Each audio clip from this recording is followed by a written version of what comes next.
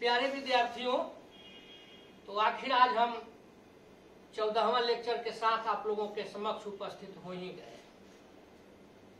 आज आप लोगों का एक प्रतीक्षित टॉपिक है, प्रतीक्षा में आप लोग हैं, पिछले क्लास में बोल दिए थे इसलिए न्यूमेरिकल्स। हेनरी के नियम से संबंधित कुछ न्यूमेरिकल्स आज हम लोग देखेंगे। तो आइए मिलजुल करके इस काम में हम लोग लगे। तो न्यूमेरिकल्स के पहले, न्यूमेरिकल जानने के पहले, बनाने के पहले कुछ फॉर्मूला जो आप पढ़े थे उसको रिवाइज करें। हम लोग पढ़े थे हेनरी का नियम, तो उसमें दो बातें बताए थे। कार्यकारी सूत्र के नाम से इसको बना देते हैं। यहाँ पर कार्यकारी सूत्र लिख करके चलते हैं एवं महत्वपूर्ण तथ्य।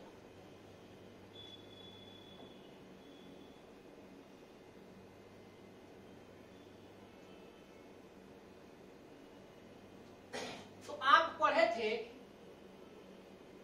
यदि हम लोग टेम्परेचर को स्थिर कर देते हैं तो किसी भी गैस की विलेयता, कोई भी गैस लेते हैं उसकी विलेयता क्या होती है? आंशिक दाब के समानुपाती। उसी को आप लिखे थे, विलेयता को, गैस की जो मात्रा थी उसको m में आप लिखे थे, आंशिक दाब चाहे दाब तो उसको p कहा। अब इसी को आप लोग सॉल्व किए थे तो याद होगा, आया था m = kh × p। यह फॉर्मूला के रूप में हम यहाँ पर ले लेते हैं m = kh × p। आप लोग ऑलरेडी जान रहे हैं kh को क्या कहते हैं? हेनरी स्थिरांक, हेनरी लॉ कांस्टेंट। इसके बाद इसी में बताए थे कि यदि गैस की विलेयता हम लेते हैं उसको मोल प्रभाज के रूप में, मोल फ्रैक्शन के रूप में ले लें, तब मोल फ्रैक्शन यानी गैस का मोल प्रभाज आंशिक दाब के समानुपाती होता है। और इस स्थिति में हम लोग डिस्कस किए थे, चर्चा किए थे कि इसका एक मॉडर्न रूप कर दिए थे कि गैस का आंशिक दाब यानी P मोल प्रभाज के समानुपाती होता है। इसी को उल्टा करके समझे थे, ऐसे लिखा गया है। तो अब ये आपका जब मोल प्रभाज के हो गया तो इसको कहते P = kh × मोल। तो ये आपका हो गया P = kh × मोल। अब जैसे मान लीजिए कि आपको kh निकालना है, तो अगर m और p मालूम है तो kh इस फॉर्मूला से निकालना है। अब उसके लिए कोई अलग से हम फॉर्मूला नहीं लिखते हैं। थर्ड नंबर में बच्चों पुराना टॉपिक जो आप मोल प्रभाज पढ़े थे उसको एक बार बता दें। मान लिया जाए कि कोई विलयन आप बनाए हैं और उस विलयन में दो अवयव है, एगो A है एगो B है। यहाँ पर कंपोनेंट उसमें दो मिलाए हैं, मान लीजिए शुगर मिलाए हैं और वाटर मिलाए हैं, एगो को एक और दो कंपोनेंट। ऐसी स्थिति में आप यदि अब आपसे पूछा जाए कि A का मोल प्रभाज क्या है तो ऐसे कर देंगे। तो जिसका मोल प्रभाज पूछेगा उसके मोल को n से लिख देंगे, आप बटा 2 ऐसे चला जाता है। तो हम एक फॉर्मूला के रूप में यहाँ पर दे देते हैं। ये आपका हो गया A और B, मान लिया गया है कि दो गो है, तो यहाँ A आप प्लस लिख देंगे, ऐसे लेकर के चला जाता है। फॉर्मूला खत्म। एक वो चीज न्यूमेरिकल में आएगा तो उसको हम पहले ही बता देते हैं। 1 लीटर जल का द्रव्यमान, 1 लीटर में 1000 मिलीलीटर लिखा जाता है। अगर कहीं 1000 मिलीलीटर जल दिया है और कह रहा है कि इसका द्रव्यमान कितना होगा, तो वहां 1000 ग्राम होगा। इसी को हम लोग समझ लें तो आप लोगों को पता ही होगा जल का घनत्व क्या होता है। ये होता है 1 ग्राम प्रति मिलीलीटर। अब मान लीजिए घनत्व को रो से हम लोग सूत्र करते हैं। अब मान लिया जाए कि 1 लीटर यानी कि 1000 मिलीलीटर जल का द्रव्यमान निकालना है, तो यहाँ घनत्व बराबर आप जानते हैं द्रव्यमान बटे आयतन, और आपको द्रव्यमान निकालना है 1000 मिलीलीटर का, तो अब द्रव्यमान बराबर, तो ये आपका हो गया घनत्व आगुणे आयतन। घनत्व आप पढ़ चुके हैं 1 ग्राम प्रति मिलीलीटर। आयतन देखिए 1000 मिलीलीटर से मिलीलीटर कैंसिल हो गया, तो ये आपका हो गया 1000। यानी हम लोग एक निष्कर्ष यहाँ पर रिजल्ट लिए कि 1 लीटर जल बराबर 1000 मिलीलीटर जल बराबर 1000 ग्राम। तो ये एक महत्वपूर्ण जानकारी है, इसको दिमाग में रखना चाहिए। इस लाइन को कभी भी जरूरत पड़ सकती है, न्यूमेरिकल में चाहे ऑब्जेक्टिव में दे सकता है।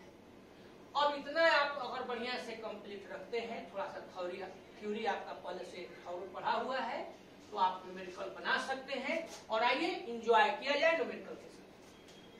फर्स्ट न्यूमेरिकल है, हम लिख दिए हैं 6.56 गुणे 10 के पावर -3 ग्राम एथेन युक्त एक संतृप्त विलयन लिया गया है। संतृप्त विलयन माने जानिए रहे हैं, अब इसमें कोई दूसरा चीज नहीं मिलाया जा सकता। उस संतृप्त विलयन में एथेन का आंशिक दाब 1 बार है। अब कहता है कि यदि विलयन में जो विलयन हम लोग ले रहे हैं इतना ग्राम एथेन हो, 5 × 10 के पावर -2 ग्राम एथेन हो, तो गैस का आंशिक दाब क्या? कोई विशेष बात नहीं, बस थोड़ा सा ध्यान देना है। प्रथम स्थिति में चलते हैं। इन फर्स्ट केस यहाँ 2 स्थितियां हैं। प्रथम स्थिति में देखिए यहाँ पर द्रव्यमान दिया हुआ है m बराबर 6.56 × 10 के पावर -3 ग्राम और आंशिक दाब P दिया हुआ है 1 बार। द्वितीय स्थिति में, दूसरे स्थिति में, सेकंड केस में क्या दिया हुआ है बच्चों? तो देखिए द्वितीय स्थिति में फिर दिया हुआ इतना ग्राम, तो यह द्रव्यमान दिया हुआ है m बराबर 5 × 10 के पावर -2 ग्राम और यहाँ KH का आपको वैल्यू निकालना है। KH का नहीं, यहाँ पर आंशिक दाब पूछ रहा है, तो P का वैल्यू निकालना है। अब P का वैल्यू क्या होगा, दिमाग लगाइए, कैसे निकलेगा? तो देखिए सबसे तो पहले यहाँ m और P मालूम है, तो इस m और P की सहायता से हम KH निकाल लेंगे। m और P का किससे रिलेशन है? KH से। तो यहाँ MP दिया है तो KH निकाल लेंगे, और यहाँ m दिया है, P निकालना है, तो उस KH को इसमें रख देंगे, बस खत्म। तो अब यहाँ पर निकाल देंगे, देखिए m और P मालूम है, KH निकाल देंगे। इस फॉर्मूला से चलेंगे, ऊपर वाला फर्स्ट वाला से। m =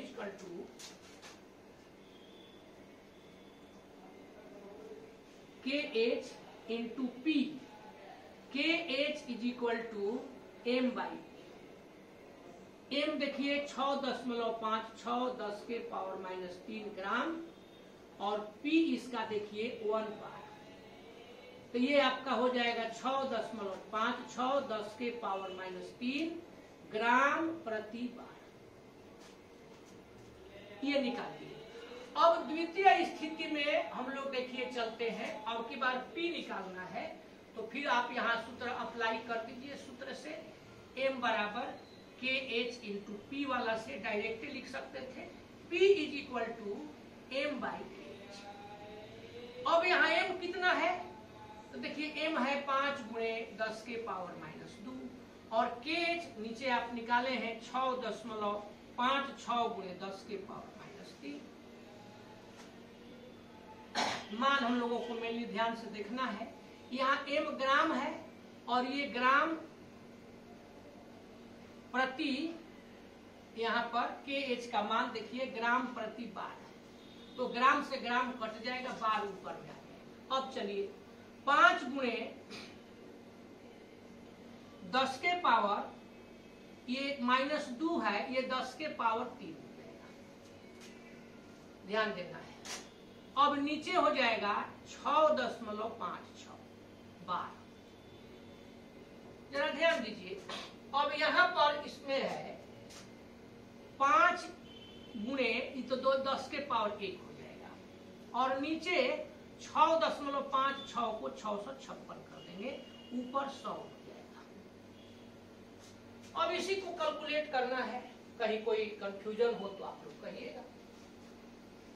तो अब इसको कैलकुलेट करना है तो आप 4 से लेकर के चलिए, तो 4 से लेकर के जब चलिएगा तो ये 16 चौका 64 यहां पर हम लोग लेंगे।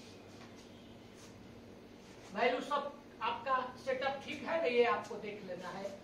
m इजकल टू के एच इंटू पी है, तो p इजकल टू यहाँ m बाई के एच आपने लिया है, m का वैल्यू आप इतना ले सकते हैं। अब इसमें आप लोग लेकर के चलेंगे तो ये 4 से यहाँ हो गया, 4 से ये 25 हो गया, तो 25 5 125 आप बटे हो जाएगा 16 और गुणे हो जाएगा 10। अब इसको कैलकुलेट थोड़ा सा छूट गया है, देखिए 4 से लेकर चल रहे थे तो 16 चौका 64 यहाँ पर भी 4 हो जाएगा, इतना हम लोग ले लिए। तो जब 125 बटे 164 आप करेंगे तो ये हो जाएगा, भाग दीजिएगा तो 0.762 गुणे 10, तो ये आपका हो जाएगा 7.62। अब प्रेशर है, कहीं कोई कंफ्यूजन हो तो कहा जाए। तो इस तरह से इस प्रॉब्लम को हम लोग सॉल्व किए। अब चलते हैं अगले प्रॉब्लम की ओर, इसको कंप्लीट कीजिए। सेकेंड न्यूमेरिकल एक बार आप पढ़ लीजिए फिर से मिलजुल करके साथ में। सड़े हुए अंडे जैसी गंध वाली विषैली गैस H2S गुणात्मक विश्लेषण में उपयोग की जाती है। अब देखिए, अगर न्यूमेरिकल की बात करें तो न्यूमेरिकल में नहीं भी लिखता तो काम चल जाता है। ये जानकारी में है कि एगो H2S गैस हम लोग गुणात्मक विश्लेषण में उपयोग कर रहे हैं, और गंध दे दिया है आपको जानकारी के लिए। इनऑर्गेनिक में तो आप पढ़ने कीजिएगा, वहां लिखवाया जाता है कि H2 उसमें सड़े हुए अंडे जैसी गंध पाई जाती है। मेन आपका प्रॉब्लम यहां से शुरू होता है। यदि H2S गैस की जल में STP पर विलेयता 0.195 है, m है, तो हेनरी स्थिरांक याद करें। हेनरी स्थिरांक माने KH। और बच्चों यहां आप एक चीज ध्यान दीजिए कि STP पर कह रहा है, तो जब STP पर कह रहा है तो ऐसी स्थिति में यहाँ प्रेशर क्या होगा, दाब क्या होगा। तो STP पर चाहे NTP पर दाब कितना हो जाता है, 1 atm। तो यहाँ दाब 1 atm, प्रेशर 1 atm हो गया। आज जरा इसको समझिए, इसका अर्थ क्या होता है। मोलर m हो गया मोल पर लीटर, यानी यहाँ पर H2S गैस इतना मोल है, तो NH2S ये हो गया 0.195 मोल, और आयतन हो गया जल का यहाँ पर आयतन हो गया, जल दे दिया है 1 लीटर, इसी को आप कह दीजिएगा 1000 मिलीलीटर। और अभी हम लोग जस्ट देखे थे कि 1000 मिलीलीटर जल बराबर 1000 ग्राम दे सकते हैं, यानी हम लोग यहाँ डायरेक्ट लिख दिए 1000 ग्राम। कोई दिक्कत? तो जब जल आपके पास 1000 ग्राम है तो आप पहले इसके मोलों की संख्या निकालिए। दिया गया द्रव्यमान बटे मोलर द्रव्यमान, दिया गया द्रव्यमान 1000 ग्राम, अब मोलर द्रव्यमान है 1 × 2 + 16 18। बस अब इसको कैलकुलेट कीजिए। 9 ये हो गया 500, 9 × 5 = 45, 5 बच गया 50, 9 × 5 = 45। ऐसे ही आप बढ़ते जा सकते हैं, इतने मोल। तो अब यहाँ आप देखिए NH2O निकाल दिए, माने H2O के मोल निकाल दिए, NH2S निकाल दिए, P निकल गया। अब हम लोगों को मेन निकालना है हेनरी लॉ, लेकिन हेनरी लॉ कांस्टेंट, लेकिन उसको निकालने के पहले मोल प्रभाज वाला में चलते हैं। तो अब यहाँ पर आप निकालेंगे मोल प्रभाज किसका, H2S का। कैसे निकलता है मोल प्रभाज, तो जिसका मोल प्रभाज निकालना है उसके मोल अब बटा टोटल मोल। तो H2S का मोल प्रभाज निकालना है तो H2S के मोल अब बटे total mole, NH2S plus NH2O। NH2S हम लोगों के पास ऑलरेडी है, यहाँ पर 0.195 प्लस 55.55 0.195 इसको जोड़ दीजिए तो यहाँ एगो 0 बैठा दीजिए, पांचों ले सकते हैं, कोई अंतर नहीं, 5 में 0 जोड़ दिए 5, ये 5 ये 9 14 के 4 1 1 और 5 6 1 7 55.745 इसको हटा दिए जब समझते हैं। यहाँ हो गया 195 अब बटे 55 745 कैलकुलेट कर दीजिए। 5 से चलते हैं, 5 दिया 15, 4 बच गया 45 हो गया 9, ये 5 से 11 5 55, ये भी एक मर्द पे गया, 2 बच गया 24, 5 चौका 20, 5 9 45, 39/11149। अब इसको कैलकुलेट कीजिए, भाग दीजिए, तो भाग दीजिएगा तो ये आ जाएगा 0.00349, यहाँ पर दशमलव है, ये आ गया मोल प्रभाज। और मोल प्रभाज का कोई मात्रक नहीं होता है, इसलिए हम लोग इसको लिखेंगे। अब आपको लेकर के चलना है, मोल प्रभाज जब निकल गया तो KH आपको निकालना था, KH इक्वल टू हम लोगों को ज्ञात करना था। अब KH मोल प्रभाज वाला सूत्र से, इससे नहीं, इससे चलेगा। तो अब देखिए P equal to KH into mole प्रभाज, किसका H2S का। तो अब इस आधार पर आपको निकालना होगा KH, तो KH हो जाएगा P बटे इसका मोल प्रभाज। P कितना है कहीं लिखे, देखिए ऊपर लिखे हैं, P 1 है। अब मोल प्रभाज कितना है 0.00349। अब इसी को कैलकुलेट करना है। अब देखिए कभी कभी लिखने में मान लीजिए कि अब हम यहाँ पर कैलकुलेट कर दिए 0.00, आज सवाल बनाने में कभी ऐसा हो जाता है कि 00 नहीं लिख के 000 लिखा गया, तो अब यहाँ जो लिख दिया, यहाँ लिखने के बाद इसका काम खत्म, अब यहाँ से चलने लगेंगे, तो अब मान लीजिए कि कैलकुलेशन करेंगे तो 000 वाला आ गया। ऐसी स्थिति में अब आप ये मत सोचिए कि यहाँ पर तो डबल लिखे हैं, यहाँ ट्रिपल कर दिए, सर की तो एगो गलती हम लोग पकड़ लिए, ये मत सोचिए, ये आपका सोचने का काम नहीं है। आप अपने से इसको डबल वाला बना लीजिए, ये काम है ही नहीं कि अब एकदम प्रसन्न हो जाइए कि वाह वाह आज तो तिवारी सर का हमने एक गलती पकड़ लिया, यहाँ तो 00 था, यहाँ पर तो ट्रिपल लिख दिए, ऐसा मत सोचिए। या लिखने में ही मान लीजिए कि अब यहाँ पर हम लिखे हैं उपयोग की जाती है, अब की में ग्रामर हिंदी व्याकरण के अनुसार चलिएगा तो दीर्घई है। अब सपोज कीजिए किसी दिन हर्षई लिख दिए, चाहे विश्लेषण लिखे में है इसमें दीर्घई लिख दिए, अब उसके फेरा में आप मत रहिए कि दीर्घई होना चाहिए तो हर्षई लिख दिए, हर्षई होना चाहिए तो दीर्घई लिख दिए, उसको सुधार करके करना है, और स्टूडेंट का काम ही है सुधार करके अपना काम कर लेना। तो अगर इन केस इस तरह की कुछ बातें होती है तो उसमें आप खुद अपने से उसको ठीक करके पढ़िए, थोड़ा बहुत तो चलता रहता है। अब इसको आइए हम लोग कंप्लीट करें। 1 बटे यहाँ पर कर दिए 349। अब जरा ध्यान दीजिए, जैसे ही आप 349 करिएगा तो दशमलव के बाद 5 गो अंक है, देखिए 1 2 3 4 5, तो यहाँ पर 5 गो 0 हो जाएगा। अब आप इसको डिवाइड कर दीजिए, तो जब डिवाइड करिएगा यानी कि 1 लाख हो जा रहा है ना, उसमें जब 349 से डिवाइड करिएगा तो ये आ जाएगा 286.59 के लगभग। मात्रक बताइए, तो देखिए नीचे मोल प्रभाज है, इसका कोई मात्रक नहीं होता है, ऊपर P इसका दिया हुआ है, इसका मात्रक ATM में दिया है, तो इसलिए यहाँ पर ATM। तो इस प्रकार से हम लोग ये सेकंड प्रॉब्लम को कंप्लीट किए। अब थर्ड की ओर चला जाए, जल्दी कंप्लीट कीजिए। थर्ड न्यूमेरिकल पर हम लोग लगे, कहता है ध्यान दीजिए N2 गैस लिया गया है और 293 केल्विन ताप पर उसको जल में से प्रवाहित किया गया।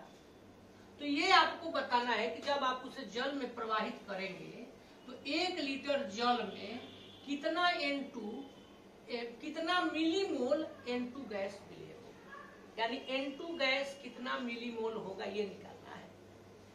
अब मिलीमोल मानिए तो 1 लीटर में जैसे आपको लिखा हुआ है कितना लीटर, तो मान लीजिए आंसर है 4 लीटर, तो कितना मिलीलीटर, तो 4000 मिलीलीटर। ऐसे ही मोल निकाल करके 1000 मिलीमोल का 1 मोल होगा, 1000 मिलीलीटर का 1 लीटर होगा, 1000 मिलीग्राम का 1 ग्राम होगा, उसी तरह से। तो यहाँ पर आप मोल निकालेंगे, 1000 से गुणा कर देंगे, मिलीमोल हो जाएगा। तो यहाँ इसके मोलों की संख्या यहाँ पर है। अब यहाँ पर मोलों की संख्या निकालने के लिए कंडीशन दिया हुआ है कि इसका आंशिक दाब कितना है और KH का मान कितना किलो बार दिया हुआ है। तो यहाँ पर हम लोग लेकर के चले N2 का आंशिक दाब, तब PN2 ये आपका हो गया, देखिए ध्यान दीजिए 0.987 बार, बहुत अच्छा। N2 के लिए KH का मान, तो यहाँ KH बराबर 76.48 किलो बार।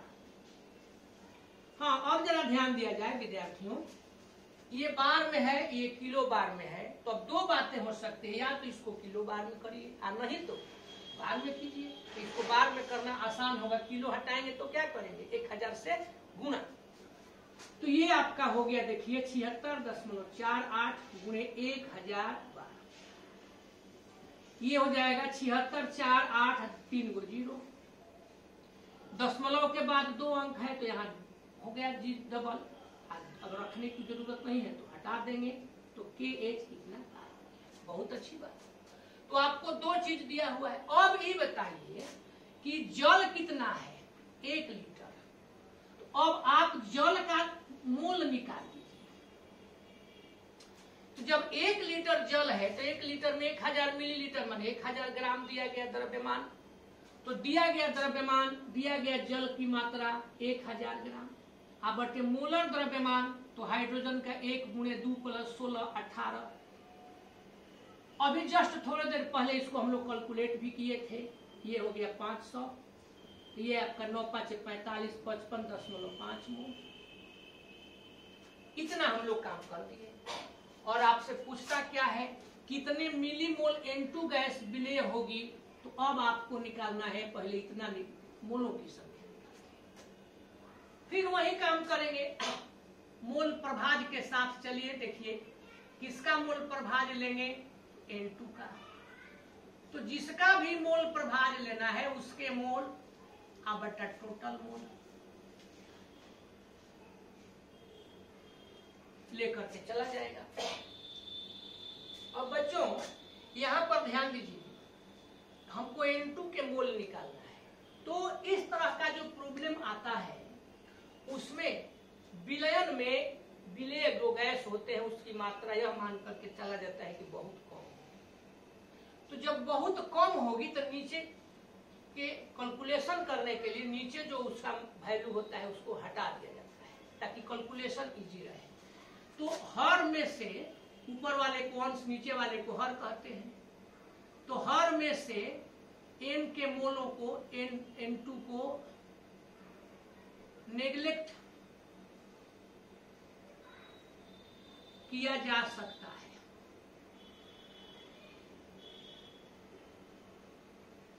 क्योंकि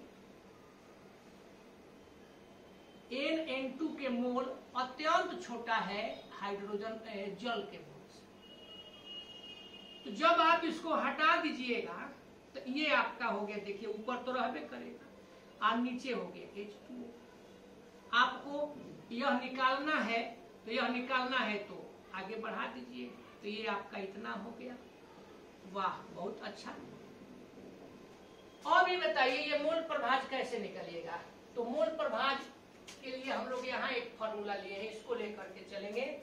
x वाला के जगह पर P/KH, मोल प्रभाज के जगह पर P/KH। P कितना है ध्यान दे दीजिए, तो P आप यहां पर लिखे हैं 0.987 बार, KH का 76,480 बार, 55.5 मोल। बस अब इसको आप कंप्लीट कीजिए। देखिए पहले तो बार से बार कट जाएगा, ये हम लिख दिए 987, ध्यान दे दीजिए। तो जैसे ही 987 लिखिएगा, दशमलव के बाद 3 अंक है तो 1000। इसको भी देखिए हम कर देते हैं 7648, एगो जीरो जब हटाएंगे तो इसमें एगो जीरो बढ़ा देंगे, गुणे हो जाएगा 55.5। इसमें जब डिवाइड इसको जब करेंगे तो ये आ जाएगा 0.12905। 7648 से 987 को भाग, यहां हो गया 55.5। आप बटे तो बेचारा इतना तो तैयार है, 4 गो जीरो। अब यहां थोड़ा सा कैलकुलेशन को हम देखिए आसान करने के लिए इसको स्टैंडर्ड फॉर्म में एक अंक के बाद दशमलव वाला फॉर्म में बदल दीजिए। तो ये आपका हो जाएगा 1.2905। तो गुणे 10 के पावर, तो दशमलव अब यहां पर कर दिए हैं तो 10 के पावर -1। अब बटा में लिख दिए, ये 4 गो जीरो है तो इसको आसान करने के लिए 10 के पावर 4 गुणे 55.5। इतना लेकर के चलने की जरूरत नहीं है, ये सीधा सीधी हम लोग ले लें 1.29 गुणे 55.5 गुणे 10 के पावर -1 तो था ही, 10 के पावर -4। कोई दिक्कत समझ में आ रहा है? अब इसमें दोनों में मल्टीप्लाई कर दीजिए। तो ये आपका जब इसमें मल्टीप्लाई करिएगा, इसमें 1.29 और 55.5 तो 71 आ जाएगा 595, 10 के पावर -5। इसी को केवल 71.6 भी लिखा जा सकता है, 10 के पावर -5। बस हो गया। अब कहता है मोल में लिख सकते थे, अगर यहाँ केवल कह देता कि मोल, तो अब इसको मिली मोल में बदलिए। तो मिली मोल में बदलने में बोलिए क्या करेंगे, मोल को जब मिली मोल में बदलिएगा तो 1000 से गुणा, तो 71.6 10 के पावर -5 10 के पावर 3 1000 के माने मिली मोल। अब कोई दिक्कत नहीं, 71.6 गुणे 10 के पावर -2, 71.6 बटा 1000 100 10 के पावर -2 है मिली मोल। 0.716 ये आपका हो गया, देखिए मिली मोल में आंसर। तो इस प्रकार से हम लोग यहाँ पर N2 गैस कितना मिली मोल होगा इसको निकाल दिए। सवाल कितना भी बनाया जाए कम ही है टीचर के द्वारा, और स्टूडेंट को बनाना अधिक होता है। तो आप और भी सवाल बनाएं। एक और सवाल हम आप लोगों को देते हैं, मिलजुल करके आपकी बात सॉल्व किया जाएगा। चलिए इसको तैयार कीजिए। फोर्थ सवाल यही आपका है, फोर्थ प्रॉब्लम। 298 केल्विन पर CO2 गैस की जल में विलेयता के लिए हेनरी स्थिरांक का मान इतना, देखिए दिया हुआ है 1.67 गुणे 10 के पावर 8 PA। PA माने पास्कल यूनिट है दाब का। 500 मिलीलीटर सोडा जल 2.5 ATM दाब पर बंद किया गया। 298 केल्विन ताप पर घुली हुई CO2 के मात्रा की गणना कीजिए। यहाँ आपको निकालना है कि CO2 की मात्रा कितनी है, यानी कितना ग्राम इसमें CO2 डिजॉल्व हुआ है। तो क्या करिएगा, बनाइएगा कि अब क्यों बारी रिलेटिव है। चलिए मिलजुल करके काम किया जाए। अब यहाँ पर पहले पास्कल को बदल दीजिए। तो देखिए आप जान लीजिए, जानकारी के लिए यहाँ पर दे देते हैं, इतना पास्कल बराबर 1 ATM होता है। तो जब इतना पास्कल बराबर 1 एटीएम होता है तो 1 पास्कल पे कितना एटीएम हो जाएगा, तो यहाँ 1 पास्कल कितना एटीएम हो जाएगा। अब पास्कल को आप चाहे तो एटीएम में बदल सकते हैं, या यदि जरूरत महसूस हो तो एटीएम को पास्कल में बदलिए। तो जब एटीएम को पास्कल में बदलिएगा थोड़ा सा ज्यादा मेहनत करना पड़ेगा, इसलिए शॉर्टे में चलते हैं, कम मेहनत वाला।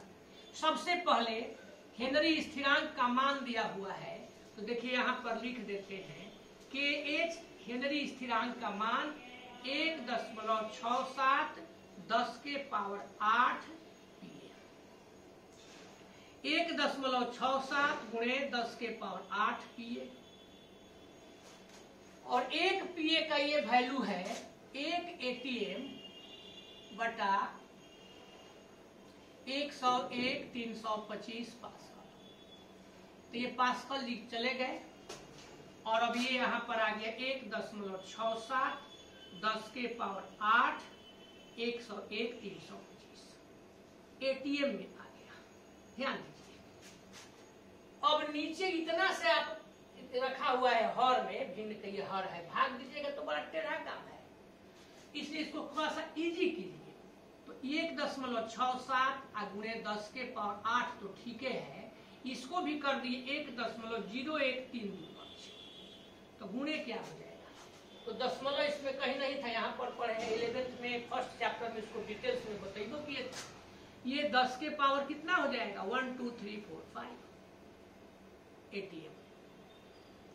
पूरा लेने की जरूरत नहीं है, तो 1.67 1.01 10 के पावर 8 गुणे 10 के पावर, अब यहाँ -5 कर देंगे, 167 101 10 के पावर 3 एटीएम। कैलकुलेट करिएगा तो ये 167 में 101 से भाग दीजिएगा 1.6 और भी जाएगा, इतना ही छोड़ देते हैं 10 के पावर 3 ये आपने केएच का मान निकाल दिया। हेनरी स्थिरांक को शॉर्ट में हम लोग कर दिए, एटीएम में कर दिए। अब एटीएम में और यह दिया हुआ है, तो यह क्या है, तो पी है, प्रेशर है, ताप है, आंतरिक ताप दिया हुआ है, तो यहाँ P = 2.5 एटीएम। चलिए एटीएम कहते हैं तो बच्चे बड़ी प्रसन्न होते हैं, लगता है कि अब कुछ पैसा मिलेगा। ऐसा कुछ नहीं है, वो एटीएम नहीं है, ये हम लोगों का केमिस्ट्री का एटीएम है। अब यहाँ पर 500 मिलीलीटर दिया हुआ है, जल सोडा जल दिया, उसमें सोडा जल CO2 प्लस वाटर होता है। तो अब जल के मोल निकाल दीजिए। दिया गया द्रव्यमान 500 मिलीलीटर, तो जब 1000 मिलीलीटर में 1000 ग्राम होता है तो 500 मिलीलीटर में 500 ग्राम, तो दिया गया द्रव्यमान हो गया 500 ग्राम। अब मोलर द्रव्यमान 1 × 2 + 16 18, ये आपका हो गया 250, ये हो गया 9, भाग दे दीजिए, 9 दूनी 18, 7 बच गया 70, 9 7 63, 7 ही बचता जाएगा इतना मोल। सब कुछ तो हम लोग तैयार कर दिए, अब क्या करिएगा। अब आपको कहता है कि CO2 की गणना करें, तो ये बताइए CO2 के मोल को कैसे निकालिएगा। तो ये हम लोगों के पास रामबाण है, मोल प्रभाज वाला फॉर्मूला। तो अब आप मोल प्रभाज वाला फॉर्मूला ले लेंगे, पहले लिख देते हैं NCO2 कितना होगा निकालना है, CO2 की मात्रा कितनी होगी, इसके बाद अब चलिए निकालना है। तो सूत्र अप्लाई करिए, देखिए ध्यान दीजिए, CO2 के मोल प्रभाज, CO2 ही है ना, CO2 की मात्रा, तो CO2 के मोल बटा total mole NCO2 plus NH2O। यहाँ भी आप क्या करिएगा, पता चलिए जा रहा है, इसको आप नेग्लेक्ट कर दीजिएगा, हटा दीजिएगा। तो ये आपका हो गया CO2 NCO2 बाई NH2O। कोई जरूरी नहीं है कि हम लोग लिखें, जानते हैं तो आगे बढ़ गए। NCO2 आपको निकालना है, मोल प्रभाज CO2 का और मोल H2O का। अब चलिए कहा चलिए इसमें आइए, P बराबर KH इंटू मोल प्रभाज, तो मोल प्रभाज बराबर P बटा KH, तो ये हो गया P बटा KH NH2O। P कितना है देख लिया जाए, 2.5। KH कितना है 1.6 गुणे 10 के पावर 3। आइए कितना है 27.77। 25 बटा 16 27.77 10 के पावर -3। अब क्या करिएगा, तो अब 25 में 16 से भाग दीजिए 1.56। 27.77 10 के पावर -3। अब इस दोनों का भागफल निकालिए, 43.3212 हो जाएगा 10 टू द पावर -3। ये आ गया CO2 की मात्रा। अब 10 टू द पावर -3 है, तो ये 43.3212 बाई 1000। तो ये आप भाग दीजिएगा, तो 0.4334332। वाह, इतना लेकर के हम करेंगे क्या, तो उतना नहीं, थोड़ा सा एक जीरो हो गया यहाँ पर। कहते आप लोग कि तिवारी सर तो जीरो छोड़ दिए, ये बेचारा जीरो हीरो हो जाता।